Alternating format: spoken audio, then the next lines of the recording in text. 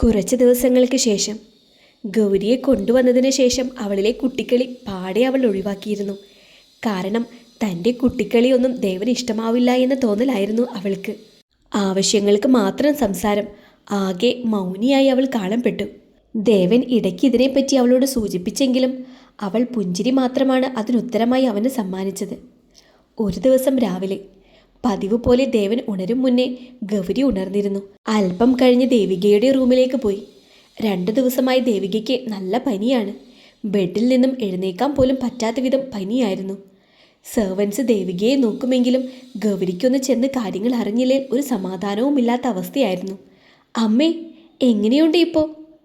ചുമച്ചുകൊണ്ട് ദേവിക പറഞ്ഞു തുടങ്ങി. കുറച്ചു കുറവുണ്ട് മോളെ. അവൻ എഴുന്നേറ്റില്ലേ? ഇല്ല, ഉറങ്ങുവാണ്. മോളെ, നിങ്ങൾ തമ്മിൽ എന്തേലും പ്രശ്നമുണ്ടോ? നീ പോയി വന്നതിൽ പിന്നെ നല്ല മാറ്റമുണ്ട് നിനക്ക്. ഏയ്, അത് ആൻറ്റിക്ക് തോന്നുന്നതാവും. ഇല്ല മോളെ, നിന്നെ ഞാനല്ലേ ഇങ്ങോട്ടേക്ക് കൊണ്ടുവന്നത്. എനിക്കറിയാം നീ എന്തോ വിഷമത്തിലാണെന്ന്. നീ ഇങ്ങനെ വിഷമിക്കാൻ മാത്രം എന്താണ് നിങ്ങൾക്കിടയിൽ? സത്യം പറഞ്ഞാൽ ആൻറ്റി, എനിക്കിപ്പോൾ പേടിയാ. ഞാൻ തമാശയ്ക്ക് ചെയ്യുന്ന പല കാര്യങ്ങളും അദ്ദേഹം സീരിയസ് ആയിട്ട് എടുക്കുന്നുണ്ടോ എന്ന് എനിക്കൊരു സംശയം. ചിലപ്പോൾ സംശയമാവില്ല, ഒരുപാട് ജോലി തിരക്കുകളുള്ള ആളല്ലേ. ചിലപ്പോൾ എൻ്റെ കുട്ടികളെ ആ ഒരു സെൻസിൽ എടുക്കാൻ തോന്നുന്നുണ്ടാവില്ല. അന്നും ഇതുപോലൊരു പ്രശ്നം ഉണ്ടായിട്ടാ ഞങ്ങൾ രണ്ടാളും പിരിഞ്ഞത്. അന്ന് ഞാൻ അദ്ദേഹത്തിനെ എത്ര മിസ് ചെയ്തു എന്ന് എനിക്ക് നന്നായിട്ടറിയാം. ഇനിയും വയ്യ ആൻറ്റി. അദ്ദേഹത്തെ ഞാൻ ഒരുപാട് സ്നേഹിക്കുന്നുണ്ട്. തിരിച്ചും അങ്ങനെ തന്നെയാണെന്നറിയാം. അതുകൊണ്ടാ ഈയൊരു മൗനം. മോളെ ഗൗരി, ഇത് നിങ്ങളുടെ സ്വകാര്യ കാര്യമാണ്. എന്നാലും ആൻറ്റി ഒന്ന് ചോദിക്കട്ടെ? ആ, ചോദിക്ക ആൻറ്റി. നിങ്ങൾ തമ്മിൽ ഇതുവരെ സെക്ഷൽ റിലേഷൻഷിപ്പ് ഒന്നും ഉണ്ടായിട്ടില്ല എന്ന് ആൻറ്റിക്കൊരു തോന്നൽ. അവളുടെ തല പതിയെ താഴ്ന്നു. അപ്പോൾ ശരിക്കും നിങ്ങൾ തമ്മിൽ ഒന്നും നടന്നിട്ടില്ല അല്ലേ? ദേവിക വീണ്ടും ചോദിച്ചു. ഇല്ല ആൻറ്റി. ദേവിക ഒരു ശ്വാസം വലിച്ചു വിട്ടു. നോക്കുമോളെ, ആൻറ്റിക്ക് പ്രായമായി വരികയാണ്. അതിനു മുന്നേ ആൻറ്റിക്കൊരു കുഞ്ഞിനെ നിങ്ങൾ തരണം, എൻ്റെ അനന്തരാവകാശിയെ ആയിട്ട്. ഗൗരിയുടെ ഹൃദയം ഒന്ന് നുറുങ്ങുന്നത് പോലെ അവൾക്ക് തോന്നി. വിവാഹം കഴിഞ്ഞ് അവളും ആഗ്രഹിച്ച കാര്യങ്ങളാണ് ഇതൊക്കെ. പക്ഷേ ഈയൊരു കാര്യത്തിൽ ദേവൻ അവളിൽ നിന്നും ഒഴിഞ്ഞു മാറുന്നത് അവൾക്കിടയ്ക്ക് മനസ്സിലായിരുന്നു. എന്തുകൊണ്ടെന്ന് മാത്രം അവൾക്കറിയില്ലായിരുന്നു. മോളെ, നീ അവനോട് ചോദിക്കാറില്ലേ എന്തുകൊണ്ടാണ് നിങ്ങൾ തമ്മിൽ അങ്ങനെയൊരു ബന്ധമില്ലാത്തത് എന്ന്? അവളൊന്നും മിണ്ടിയില്ല. നോക്ക് ഗൗരി, മോളുടെ ഇപ്പോഴത്തെ ഒറ്റപ്പെടൽ ഒരു കുഞ്ഞ് നല്ലതാണ്. അത് നിങ്ങളുടെ സ്നേഹവും ബന്ധവും ഉറപ്പുവരുത്തും. അവളൊന്ന് മൂളി. എന്നാ മോളെ ചെല്ല്, അവനോട് ഇതിനെപ്പറ്റി ഒന്ന് ചോദിക്കേ. ആൻറ്റി, ഞാനങ്ങനെ. മോളെ, അവൻ നിൻ്റെ ഭർത്താവല്ലേ. എന്തുകൊണ്ടാണ് നിങ്ങളുടെ ലൈഫിൽ ഒരു സെക്ഷൽ റിലേഷൻഷിപ്പ് ഇല്ലാത്തത് എന്ന് ചോദിക്കാൻ നിനക്ക് അവകാശമുണ്ട്. നോക്കുമോളെ, ദേവനായി നിന്നോട് ഇങ്ങോട്ട് വന്ന് സംസാരിക്കുകയോ പ്രവർത്തിക്കുകയോ ഇല്ല. കാരണം അത്രയും ജോലിഭാരം അവൻ്റെ തലയിലുണ്ട്. അതിനിടയിൽ ചിലപ്പോൾ വിട്ടുപോയതായിരിക്കും. അത് നീ വേണം ഉണ്ടാക്കിയെടുക്കാൻ. അമ്മ പറഞ്ഞത് മോൾ നല്ലതുപോലെ ഒന്ന് ചിന്തിക്കേ. അമ്മയുടെ വാക്കുകൾ കേട്ട് പതിയെ ഗൗരി അവിടെ നിന്നും ഇറങ്ങി. പോകുമ്പോഴാണ് ഗൗരി പഴയ കുറച്ച് കാര്യങ്ങൾ ഓർത്തത്. ഇടയ്ക്ക് ഇതുപോലുള്ള ആവശ്യങ്ങൾക്കായി ദേവൻ വന്നിട്ടുണ്ട്. പക്ഷേ അവൻ അവളുടെ ശരീരം കാണുമ്പോൾ എന്തോ ചെറിയ കുഞ്ഞാണെന്ന് ഇടയ്ക്ക് എപ്പോഴോ പറഞ്ഞു. അവൾ അവനോട് തടിയൊന്ന് കുറയ്ക്കാൻ പറഞ്ഞപ്പോൾ അവൻ പറ്റില്ല എന്ന അർത്ഥത്തിൽ അവളോട് പറഞ്ഞപ്പോൾ തന്നെ മറുപടി പറഞ്ഞിരുന്നു. എത്ര തിന്നാലും തടിക്കാത്ത താൻ എങ്ങനെ തടിക്കുമെന്ന ചിന്തയിലായിരുന്നു അവൾ അപ്പോൾ. സത്യത്തിൽ ദേവന് തന്നെ ആവശ്യമുണ്ട്. പക്ഷേ തൻ്റെ ശരീരം ഇപ്പോഴും ചെറിയ കുട്ടികളുടേതാണെന്ന് പറഞ്ഞ് അവൻ തന്നെയാണ് മാറി നിൽക്കുന്നത്. അവൾ പതിയെ ഉറങ്ങിക്കിടക്കുന്ന ദേവൻ്റെ അടുത്ത് പോയിരുന്നു. അവനൊരു നൈറ്റ് ഗൗണാണ് ധരിച്ചിരിക്കുന്നത്. അവൻ്റെ നെഞ്ചിലെ രോമങ്ങൾ അവളെ ആകർഷിക്കുന്നുണ്ടായിരുന്നു. പതിയെ അവളുടെ ഇടം കൈകൊണ്ട് അവൻ്റെ നെഞ്ച് തലോടിക്കൊണ്ടിരുന്നു. മറ്റെന്തോ തൻ്റെ ശരീരത്തിൽ സ്പർശിക്കുന്നത് മനസ്സിലാക്കിയ ദേവൻ കണ്ണുകൾ തുറന്നു. അവളെ കണ്ടതും അവളെ അവൻ്റെ നെഞ്ചോട് ചേർത്ത് കെട്ടിപ്പിടിച്ചു. അവളും ആ നെഞ്ചിൻ്റെ ചൂടിൽ അങ്ങനെ കിടന്നു. ഒരു ചെറിയ ചമ്മലുണ്ടെങ്കിലും അവൾ സംസാരിക്കാൻ തുടങ്ങി. നമുക്കിങ്ങനെ കിടന്നാൽ മതിയോ? പിന്നെ അല്ല, നമുക്കും കുട്ടികളൊക്കെ വേണ്ടേ? അവൾ ചോദിക്കുമ്പോൾ തന്നെ അവൾ വിൽക്കുന്നുണ്ടായിരുന്നു. ദേവൻ അവളെ നെഞ്ചിൽ നിന്നും അടർത്തിക്കൊണ്ട് അവളുടെ മുഖത്തേക്ക് നോക്കി. ഈ രാവിലെ ഇപ്പോൾ എവിടുന്ന ഒരു കുട്ടികളുടെ ചിന്ത? അല്ല, എന്തായാലും നമുക്ക് വേണ്ടേ? വേണം. അതിന് അപ്പോൾ നമുക്ക് നോക്കിയാലോ? എന്ത്? ഷെടാ, ഇത് എന്തൊരു കഷ്ടമാണ്. എൻ്റെ ഗൗരി, നീ ഇത് എന്തറിഞ്ഞിട്ടാ? കുട്ടികളുണ്ടാവാൻ ഒരുപാട് പണികളുണ്ട്. എനിക്കറിയാം. അറിഞ്ഞതുകൊണ്ട് മാത്രം കാര്യമില്ല ഗൗരി. നീ ഫിസിക്കലി അതിന് തയ്യാറല്ല. ആര് പറഞ്ഞു? എനിക്കൊരു കുഞ്ഞു വേണം. ദേവനൊരു ദീർഘനിശ്വാസം വലിച്ചു വിട്ടു. ഗൗരി, ഇത് കുട്ടിക്കളിയല്ല. ഒരു കുഞ്ഞ് എന്നൊക്കെ പറയുമ്പോൾ നീ ശരീരം കൊണ്ട് അതിന് തയ്യാറെടുക്കണം. ഞാൻ തയ്യാറാണ്. എൻ്റെ ഗൗരി, ഞാൻ നിന്നെ എങ്ങനെയാണ് പറഞ്ഞ് മനസ്സിലാക്കുക? ദേവൻ അവളെ പൊക്കിയെടുത്ത് ബെഡിലേക്കിട്ടു. ശേഷം അവളുടെ ശരീരത്തിലേക്ക് കയറി കിടന്നു.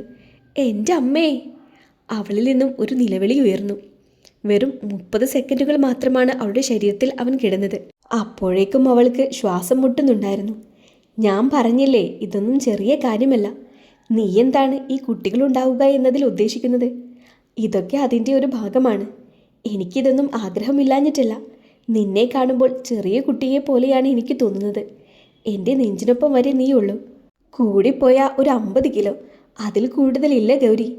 നീ എന്നെ നോക്ക്. എപ്പോൾ നോക്കിയാലും ഞാൻ ചെറിയ കുട്ടിയെപ്പോലെ എന്ന് എന്തിനാ പറയുന്നത്? അതെനിക്ക് വല്ലാത്തൊരു അപമാനമാണ് തരുന്നത്. സത്യത്തിൽ നിങ്ങളെന്നെ ബോഡി ഷേമിങ് ചെയ്യുകയല്ലേ? ശരി, നിനക്കിപ്പോൾ എന്ത് വേണം? ഒരു കുഞ്ഞിനെയല്ലേ? ശരിയാക്കാം, 2 ദിവസം. അവളുടെ മുഖത്ത് ചെറുനാണം വിരിഞ്ഞു. ഇനി ഞാനൊരു കാര്യം ചോദിക്കട്ടെ? ദേവൻ ചോദിച്ചു. ചോദിക്ക്. ഈ രാവിലെ തന്നെ കുട്ടി എന്നുള്ള ചിന്ത എവിടുന്ന് വന്നു? അത് പിന്നെ പറ. നമ്മുടെ കല്യാണം കഴിഞ്ഞ് കുറച്ചായില്ലേ? ഞാനും ഒരു പെണ്ണല്ലേ? എനിക്കും ഒരു കുഞ്ഞൊക്കെ വേണമെന്നുണ്ടാവില്ലേ? ദേവൻ ഗൗരിയുടെ കവിൾ 2 കൈ കൊണ്ടും അവൻ്റെ മുഖത്തോടടുപ്പിച്ചു. ശരിക്കും നിനക്ക് അങ്ങനെയൊരു ആഗ്രഹമുണ്ടോ? അവൾ നാണത്തോടെ ഒന്ന് മൂളി. അപ്പോൾ നിൻ്റെ പഠിപ്പ്? നമുക്ക് നമ്മുടെ ലൈഫല്ലേ വേണ്ടത്. എനിക്ക് ഓൺലൈനായി പഠിക്കാലോ. നീ ശരിക്കും തീരുമാനിച്ചോ ഒരു കുഞ്ഞിന് തയ്യാറാണെന്ന്? അതെ. ദേവൻ അവളെ നോക്കിയൊന്ന് പുഞ്ചിരിച്ചു. ശരി, നമുക്കിന്ന് ഒരു സ്ഥലം വരെ പോകാം. എങ്ങോട്ട്? അതൊക്കെയുണ്ട്. നീ വേഗം ഫ്രഷായി ഒരുങ്ങി നിൽക്ക്. അപ്പോഴേക്കും ഞാൻ ഫ്രഷായിട്ട് വരാം. പിന്നെ ഒന്നും ചോദിക്കാതെ അവൾ കുളിക്കാനായി അപ്പുറത്തെ മുറിയിലെ ബാത്റൂമിലേക്ക് പോയി. അല്പം കഴിഞ്ഞ് അവൾ റൂമിലേക്ക് തിരിച്ചെത്തി. കണ്ണാടിക്ക് മുന്നിൽ നിന്നും മുടി ഈരിക്കൊണ്ട് നിൽക്കുമ്പോഴാണ് ദേവൻ ഫ്രഷായി ഇറങ്ങിയത്. ഇന്നവൾ ഒരു ലാവൻഡർ കളർ സ്ലീവ്ലെസ് കുർത്തയും മഞ്ഞ പാൻസുമായിരുന്നു. എൻ്റെ പൊന്നോ, ഇവൾക്ക് എല്ലാ കളറും നന്നായി ചേരുന്നുണ്ടല്ലോ, ദേവൻ ഉള്ളിൽ പറഞ്ഞു. ദേവൻ അവളുടെ അടുത്തേക്ക് ചെന്ന് നിന്നു. എന്താ ഇങ്ങനെ നോക്കുന്നത്? ഗൗരി ചോദിച്ചു. നിനക്ക് ഈ സ്ലീവ്ലെസ് കുർത്തി നല്ല ഭംഗിയുണ്ട്. അവളൊന്ന് ചിരിച്ചുകൊണ്ട് ദേവനെ നോക്കി. അവളുടെ ശരീരം കുഞ്ഞിലെ മുതൽ നല്ലതുപോലെ കെയർ ചെയ്യുന്നുണ്ടായിരുന്നു. അതുകൊണ്ട് തന്നെ അവളുടെ കക്ഷം, കൈമുട്ട് ഇവിടെയെല്ലാം നല്ല ക്ലീൻ ആൻഡ് നീറ്റും ഭംഗിയുള്ളതുമായിരുന്നു. ദേവനുള്ള കൈമുട്ടുകൾ ഒരുപാട് ഇഷ്ടമായിരുന്നു. കൈമുട്ട് വെളുപ്പും പിങ്ക് കളറും ചേർന്നതായിരുന്നു. അവൻ്റെ കണ്ണുകൾ അവളുടെ ശരീരം മുഴുവൻ ഓടി നടന്നു. കണ്ണാടിയിലൂടെ അവൻ്റെ നോട്ടം കണ്ട് ഗൗരിക്ക് നാണം വന്നു. ബ്ലഷ് ഇട്ടതുപോലെ അവളുടെ കവിളുകൾ ചുവന്നു. അവൾ അവൻ്റെ ശ്രദ്ധ മാറ്റാൻ എന്ന വണ്ണം ഒന്ന് ചുമച്ചു. ദേവൻ അവളെ അവൻ്റെ നേരെ തിരിച്ചു നിർത്തി. ഇരുവരുടെയും കണ്ണുകൾ തമ്മിലുടക്കി. അവൾക്ക് അവനെ നോക്കുന്തോറും നാണം വരുന്നുണ്ടായിരുന്നു. ദേവൻ അവൻ്റെ കൈകൾ അവളുടെ ഇടുപ്പിനെ ചുറ്റിക്കൊണ്ട് അവൻ്റെ അടുത്തേക്ക് ചേർത്ത് പിടിച്ചു. AC-യുടെ തണുപ്പുണ്ടായിട്ടും അവളുടെ നെറ്റിയിൽ വിയർപ്പ് കണങ്ങൾ പൊടിഞ്ഞു. ഇരുവരുടെയും ശ്വസനഗതി കൂടാൻ തുടങ്ങി. ദേവൻ അവളെ ഉയർത്തി അവൻ്റെ കാലിൽ കയറ്റി നിർത്തി. പതിയെ അവളുടെ താടി ഉയർത്തി അവൻ്റെ മുഖത്തേക്ക് അടുപ്പിച്ചു. ഹൈറ്റ് വ്യത്യാസം നല്ലതുപോലെ ഉണ്ടായിരുന്നതുകൊണ്ട് അവൾ പതിയെ അവളുടെ കാലുകൾ ഉയർത്തി. ദേവൻ്റെ മുഖവും അവളുടെ മുഖവും അടുത്തടുത്തുള്ള നിമിഷം ദേവൻ്റെ കണ്ണുകൾ അവളുടെ പിങ്ക് നിറത്തിലുള്ള അതിരങ്ങളിലേക്ക് ചലിച്ചു. അവളുടെ ഇടുപ്പിലൂടെ കൈയിട്ട് അവളെ അവനിലേക്ക് കൂടുതൽ ചേർത്തുകൊണ്ട് ദേവൻ അവളുടെ അതിരങ്ങൾ കവർന്നെടുത്തു. അറിയാതെ തന്നെ അവളുടെ കണ്ണുകൾ അടഞ്ഞു തുടങ്ങി. നെറ്റിയിൽ നിന്നും വിയർപ്പ് കണങ്ങൾ കൂടുതലായി പൊടിഞ്ഞു. ദേവൻ്റെ ഇളം ചൂടുള്ള നാവ് അവളുടെ ചുണ്ടുകളെ മുഴുവനായി തടവിക്കൊണ്ടിരുന്നു.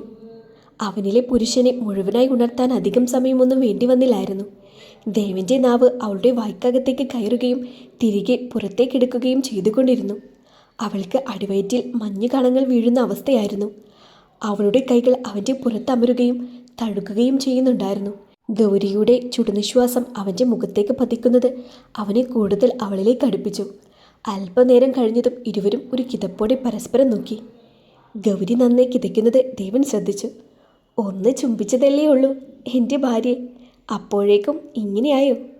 അവളുടെ മുഖത്ത് നാണം നന്നേ ഉണ്ടായിരുന്നു. ദേവൻ അവളുടെ കാതിനോടടുത്തേക്ക് ചെന്ന് പറഞ്ഞു. നമുക്ക് ഒന്നുകൂടി ചുംബിച്ചാലോ? അവൾ നാണത്തോടെ കണ്ണുകൾ പൂട്ടി. ദേവൻ അവളുടെ നെറ്റിയിൽ അമർത്തി ചുംബിച്ചുകൊണ്ട് അവളെ പൊക്കിയെടുത്തു. അവളുടെ കണ്ണുകൾ അവൾ പതിയെ തുറന്ന് ദേവനെ ഒന്ന് നോക്കി. ദേവൻ അവളെ തന്നെ പ്രണയത്തോടെ നോക്കുന്നത് അവൾ കണ്ടു. ഷോ, എന്താ ഇത്? ഇങ്ങനെ നോക്കല്ലേ? അവൾ കണ്ണുകൾ വീണ്ടും മുറുകെ പൂട്ടിക്കൊണ്ട് പറഞ്ഞു. എൻ്റെ അമ്മോ, എൻ്റെ ഭാര്യയ്ക്ക് എന്തൊരു നാണമാണ്. ദേവൻ കളിയാക്കി പറഞ്ഞു. ദേ, മിണ്ടാതിരുന്നേ, അവൾ പറഞ്ഞു. മിണ്ടാതിരുന്നാൽ കാര്യങ്ങൾ എങ്ങനെ നടക്കും? ദേവൻ അവളോട് വഷളം ചിരിയോടെ ചോദിച്ചു. ദേ, കഷ്ടമുണ്ട് കേട്ടോ. ദേവൻ ചിരിയോടെ അവളെ നിലത്തിറക്കി. അധികം വൈകാതെ ഇരുവരും ഒരു വലിയ ഹോസ്പിറ്റലിൽ എത്തിയിരുന്നു. ഇതാണോ നിങ്ങൾ പറഞ്ഞ സ്ഥലം? ആ അതെ. ഇവിടെ എന്താ? ഇവിടെയാണ് നമ്മുടെ ബോഡി ചെക്കപ്പ്. എന്തിൻ്റെ? അവൾ സംശയത്തിൽ ചോദിച്ചു. അതൊക്കെയുണ്ട്, വാ. ഇരുവരും ഡോക്ടർ ജോയലിൻ്റെ ക്യാബിനിലേക്ക് കയറി. അദ്ദേഹം അല്പം പ്രായമുള്ള ആളായിരുന്നു. ഹായ് സാർ, ദേവൻ അയാളെ നോക്കി ഭവ്യതയോടെ പറഞ്ഞു. ഹലോ മിസ്റ്റർ ദേവൻ, നിങ്ങൾ രാവിലെ തന്നെ ബുക്ക് ചെയ്തപ്പോൾ എനിക്ക് വിശ്വസിക്കാനായില്ല. നിങ്ങളെപ്പോലെ ഒരു ബിസിനസ്മാൻ എന്നെ കാണാൻ വരുമെന്ന് ഞാൻ വിശ്വസിച്ചത് കൂടെയില്ല. എന്താ സാർ ഇത്? ദേവൻ വിനയത്തോടെ പറഞ്ഞു. എന്താ ദേവ നിൻ്റെ പ്രശ്നം? എനിക്ക് പ്രശ്നമൊന്നുമില്ല. ഞങ്ങളൊരു സെക്സ് കൺസൾട്ടേഷന് വന്നതാണ്. ഈ കുട്ടി? ഡോക്ടർ ജോയൽ വിനയത്തോടെ ചോദിച്ചു. ഇതെൻ്റെ വൈഫാണ്. ഓ, നിങ്ങളുടെ മാരേജ് കഴിഞ്ഞു? ഞങ്ങളാരും അറിഞ്ഞില്ല. ജോയൽ ഡോക്ടർ പറഞ്ഞു. അതെ സാർ, വിവാഹം കഴിഞ്ഞ് കുറച്ചായി. ഇപ്പോഴാണ് എൻ്റെ വൈഫിന് ഒരു കുഞ്ഞിനെ വേണമെന്ന ചിന്ത വന്നത്. അത് നല്ല കാര്യമല്ലേ മിസ്റ്റർ ദേവൻ? നിങ്ങൾ ഫിനാൻഷ്യലി ഇൻഡിപെൻഡൻ്റ് ആയതുകൊണ്ട് നിങ്ങൾക്ക് മറ്റ് ബുദ്ധിമുട്ടുകളില്ലല്ലോ. അതല്ല ഡോക്ടർ, പിന്നെ എന്താണ്? അവൻ മടിയോടെ തുടർന്നു. ദേവൻ ഗൗരിയെ ഒന്ന് നോക്കി. ഗൗരി, നീ അങ്ങോട്ടേക്കിരിക്കെ, ദേവൻ അവളോട് പറഞ്ഞു. അവളുള്ളപ്പോൾ അവന് ഡോക്ടറോട് അവൻ്റെ പ്രശ്നം പറയാൻ ചെറിയ മടി തോന്നി. ഗൗരി അവിടെ നിന്ന് മാറിയിരുന്നു. പറയൂ ദേവ, എന്താണ് നിങ്ങളുടെ പ്രശ്നം? ഡോക്ടർ, ഇപ്പോൾ ഞങ്ങൾക്കൊരു കുഞ്ഞു വേണമെന്നുണ്ട്. അതിനായി അവൾ വല്ലാതെ വാശി കാണിക്കുന്നുമുണ്ട്. അതിനെന്താണ് ദേവ? നിങ്ങൾ ആ ആഗ്രഹമൊന്ന് സാധിച്ചു കൊടുക്ക്.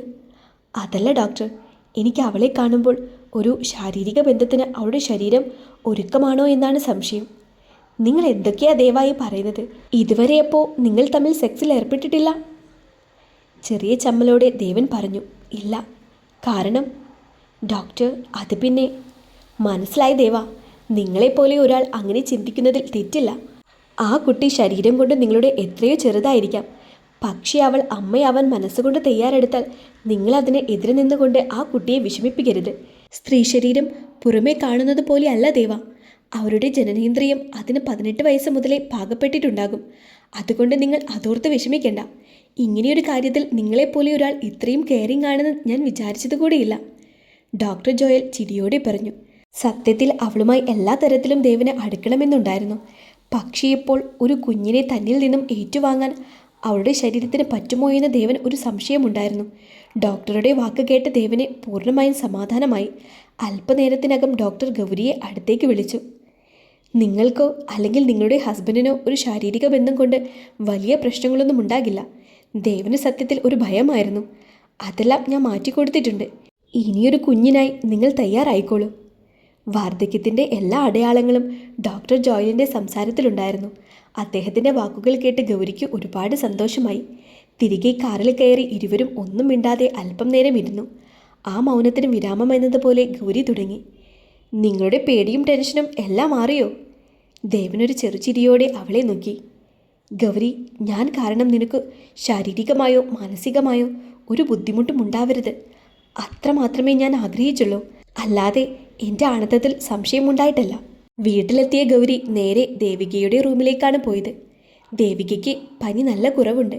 മോളെ, നിങ്ങൾ എങ്ങോട്ടാ രാവിലെ തന്നെ പോയത്? ഞങ്ങൾ ഒരു ഡോക്ടറെ കാണാൻ, അവൾ ചിരിയോടെ പറഞ്ഞു. നന്നായി. എന്തായി, അവൻ്റെ ഭയം മാറിയോ? ദേവിക ചിരിയോടെ ചോദിച്ചു. അതെ അമ്മേ, അദ്ദേഹം ഇപ്പോൾ ഓക്കെയാണ്, അവൾ സന്തോഷത്തോടെ പറഞ്ഞു. അല്പനേരത്തെ ദേവികയുമായുള്ള സംസാരത്തിന് ശേഷം ഗൗരി ദേവൻ്റെ റൂമിലേക്ക് നടന്നു. അവളുടെ മുഖത്ത് ചമ്മലും നാണവും നല്ലതുപോലെ കാണാനുണ്ടായിരുന്നു. റൂമിലെത്തിയതും ഗൗരി ചുറ്റിലുമൊന്ന് കണ്ണോടിച്ചു. ദേവൻ അവിടെ ബെഡിൽ കിടക്കുന്നത് കണ്ടു. പക്ഷേ അവൻ ഉറങ്ങിയിരുന്നു. ഇന്നും ഓഫീസിൽ വർക്കുകൾ കാരണം പകൽ ഉറങ്ങാൻ അവന് സമയം കിട്ടാറുണ്ടായിരുന്നില്ല. ഗൗരി അവനെ ഉണർത്താതെ അവൻ്റെ അടുത്തു നിന്നും സോഫ ലക്ഷ്യമാക്കി നടന്നു. പെട്ടെന്നാണ് അവളുടെ കയ്യിൽ ഒരു പിടി വീണത്. അവൾ കണ്ണുകൾ അടച്ചു നിന്നു. എങ്ങോട്ടാ? ദേവൻ ചോദിച്ചു. കിടക്കാൻ. എവിടെ? സോഫയിൽ. ഇങ്ങ് വാ. അത് പറയലും ദേവൻ അവളെ വലിച്ച് അവൻ്റെ ശരീരത്തിലേക്കിട്ടു. ഇരുവരും പരസ്പരം കണ്ണും കണ്ണും നോക്കി കിടന്നു. അവളുടെ മാറിടങ്ങൾ അവൻ്റെ നെഞ്ചിൽ അമരുന്നത് അവന് നന്നായി അറിയാൻ കഴിഞ്ഞിരുന്നു. അവളുടെ ചുടുശ്വാസം അവനെ അവളിലേക്ക് കൂടുതൽ ആകൃഷ്ടനാക്കി. Gauri, I love U.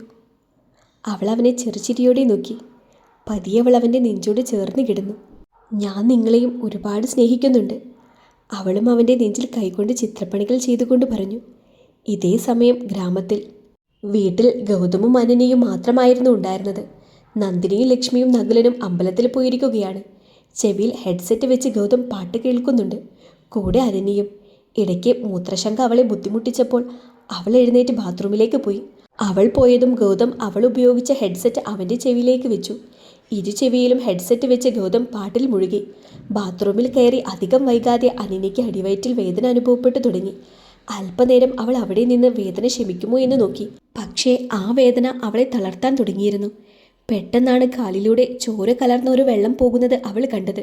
ഭയത്താൽ അവൾ ഗൗതമിനെ വിളിച്ചുകൊണ്ടിരുന്നു. അവൾക്ക് വേദനയും ഭയവും നിഴലിച്ചു. അവൾ അലറും തോറും ആ വെള്ളം കൂടുതലായി പോയിക്കൊണ്ടിരിക്കുന്നത് അവൾ അറിഞ്ഞു. അവൾക്ക് നടക്കാൻ പേടി തോന്നി. ഒന്ന് അനങ്ങാൻ പോലും കഴിയാതെ അനന്യ അവിടെ നിന്ന് ഗൗതമിനെ വിളിച്ചുകൊണ്ടിരുന്നു. തനിക്ക് ചുറ്റും മറ്റെന്തോ നടക്കുന്നുണ്ട് എന്ന തോന്നൽ പെട്ടെന്നാണ് ഗൗതമിനെ വേട്ടയാടിയത്. അവൻ ചെവിയിലെ ഹെഡ്സെറ്റ് ഊരി ചുറ്റിലുമൊന്ന് ശ്രദ്ധ തിരിച്ചു. ഒരു ഏങ്ങൽ മാത്രമായി അനന്യ ഒതുങ്ങിയിരുന്നു.